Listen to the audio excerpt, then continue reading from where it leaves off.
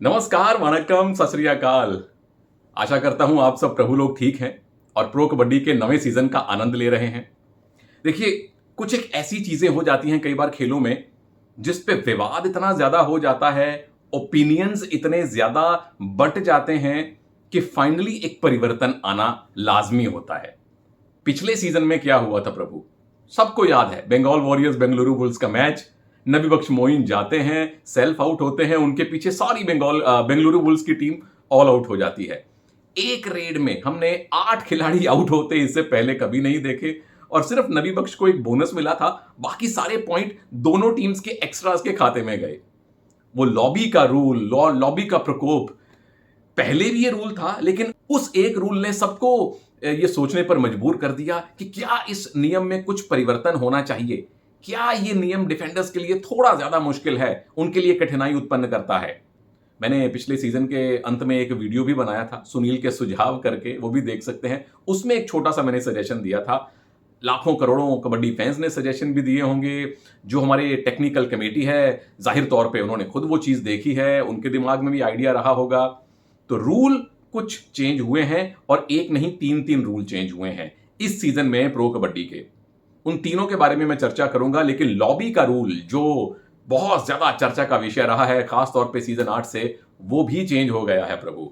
तो इन सारे रूल्स के जो जनक हैं भारतीय कबड्डी के, जिनको भीष्म पितामह कहा जाता है, प्रसाद राव साहब, उनसे बातचीत होती रहती है सीजन 1 से लेकर सीजन 9 तक। ये तमाम रूल्स, क्लॉजेस, सब क्लॉजेस, चाहे प्रो कबड्डी के हों चाहे इंटरनेशनल के, प्रसाद राव साहब ने लिखे हैं। भारत के पहले द्रोणाचार्य अवार्डी वो कोच हैं। 1990 पहली एशियन गेम्स जो टीम गई थी उसके कोच भी वही थे। तो उन्हीं की सरपरस्ती में प्रो कबड्डी ने ये 3 नए रूल इस बार बनाए हैं, या मैं यूं कहूं कि पुराने 3 रूल्स को थोड़ा सा परिवर्तित कर दिया है। पहला परिवर्तन जो आया है वो ये है कि पहले जो बेंच पे ज्यादा से ज्यादा 5 खिलाड़ी आप रख सकते थे, यानी कि 12 खिलाड़ियों का स्क्वाड होता था 7 मैट में 5 बेंच पे, उसको बढ़ा के अब 14 कर सकते हैं। कम से कम 10 खिलाड़ी आपके पास होने चाहिए मैच शुरू करने के लिए। कई बार ऐसी सिचुएशन आ जाती है, यहां नहीं कहीं और, कि आपके पास 10 खिलाड़ी भी नहीं होते। उस सूरत में आप गेम शुरू नहीं कर सकते।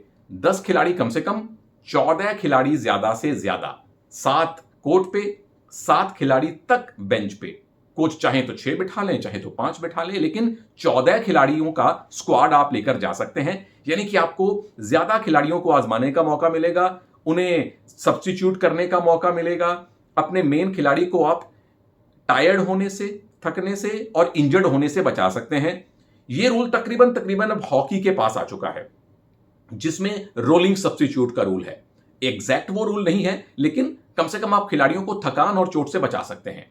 दूसरा जो चेंज हुआ है वो इसी रूल से मिलता जुलता है। पिछली बार का फाइनल आपको याद होगा, पटना पायरेट्स बनाम दबंग दिल्ली।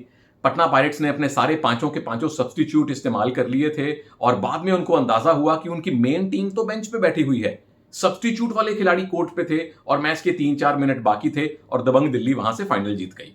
तो उस चीज को ध्यान में रखते हुए और शायद और भी परिस्थितियों को ध्यान में रखते हुए टेक्निकल कमेटी ने यह एक परिवर्तन किया है कि 5 मौके हर मैच में हर टीम को मिलेंगे सब्स्टिट्यूट करने के, साथ में हाफ टाइम, साथ में 2 टाइम आउट जो कोचिस कॉर्नर के तौर पे लिए जाते हैं। तो 8 मौके दोनों टीमों के पास हैं अपने खिलाड़ियों को सब्स्टिट्यूट करने के। अब 8 मौके हैं, हर एक मौके पर आप चाहें तो सारी की सारी टीम बदल दीजिए, चाहे एक खिलाड़ी बदलिए, 2, 3, 4, 5, 6, 7, 8 मौके आपके पास अब आ चुके हैं। यानी वही हॉकी वाली बात थोड़ी थोड़ी यहां पे आ चुकी है कि रोलिंग सब्स्टिट्यूट हो सकते हैं। 8 अवसर आपके पास हैं, 7 खिलाड़ी बेंच पे आपके पास बैठे हुए हैं। और तीसरा रूल जिसके चेंज होने की सारे दुनिया के डिफेंडर्स प्रतीक्षा कर रहे थे, आप सब जो प्रभु लोग हैं कबड्डी के फैंस, आप भी मांग कर रहे थे, राव साहब की सरपरस्ती में फाइनली वो रूल भी चेंज कर दिया गया है। नया रूल ये है कि जब रेडर लॉबी में जाता है, अगर उसका किसी डिफेंडर से टच नहीं हुआ तो अगर रेडर लॉबी में गया, रेडर आउट है। जब रेडर आउट है, रेड वहीं खत्म हो जाएगी। पहले रूल क्या था कि अगर रेडर बिना टच के लॉबी में गया, आउट, उसके पीछे जितने डिफेंडर लॉबी में गए वो भी आउट। लेकिन अब यह मान लिया जाएगा अगर रेडर का किसी भी डिफेंडर से टच नहीं हुआ तो लॉबी एक्टिव नहीं हुई, बिना टच के रेडर लॉबी में गया, रेडर आउट तो रेड खत्म, यानी उसके बाद पीछे लॉबी में आने वाले डिफेंडर आउट नहीं माने जाएंगे। लेकिन अगर मान लीजिए ये रेडर है, ये लॉबी में है, पीछे डिफेंडर आए, लॉबी में होते होते पूरी लॉबी से बाहर निकल गए, प्लेइंग एरिया से बाहर निकल गए, तो जो पुराना नियम है, कोई भी खिलाड़ी प्लेइंग एरिया से बाहर जाएगा तो वो आउट है। इस सूरत में डिफेंडर आउट माने जाएंगे। लेकिन अगर डिफेंडर सिर्फ लॉबी में आते हैं तो वो आउट नहीं माने जाएंगे, अगर बाहर जाते हैं तो आउट माने जाएंगे। दूसरी बात, और ये बड़ी रोचक बात है जो राव साहब ने मुझे बताई, मुझसे सवाल पूछा कि ऐसी सिचुएशन में हुआ तो क्या होगा। वो सिचुएशन ये है, मान लीजिए रेडर रेड कर रहा है, कोई बोनस नहीं मिला, कोई डिफेंडर आउट नहीं हुआ, और रेडर फुटवर्क करते करते लॉबी में चला गया, सेल्फ आउट उसे दे दिया गया और रेडर ने टीवी रेफरल ले लिया। टीवी अंपायर ने देख के बताया कि रेडर पूरी तरह से लॉबी में नहीं गया था, यानी raider self out, lobby out नहीं है। तो क्या होगा? तो रेडर को नॉट आउट करार दिया जाएगा। लेकिन तब रेडर कहेगा, प्रभु इसमें मेरी क्या गलती है, मैं तो रेड कर रहा था, आपने मुझे आउट दिया, फिर टीवी अंपायर ने मुझे नॉट आउट कर दिया, मेरी वो रेड तो खाली चली गई। तो ऐसे में क्या होगा, वो रेड दोबारा से की जाएगी।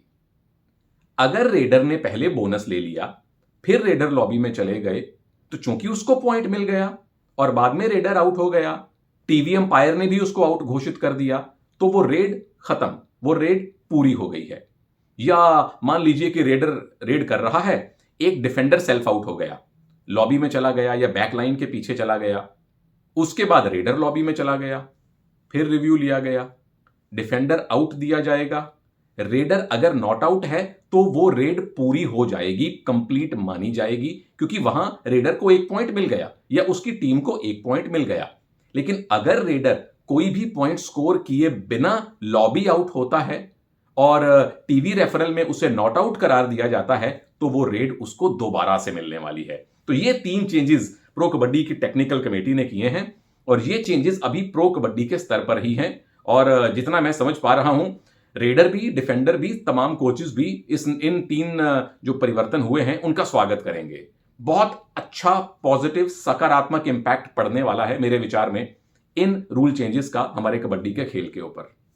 आप प्रभु लोगों की क्या राय है इन तीनों रूल चेंजेस के ऊपर, अपने कमेंट सेक्शन में बताइएगा। और जो सुनील के सूत्र हैं वो आपको लगातार मिलते रहेंगे हर मैच डे से पहले। जय हिंद।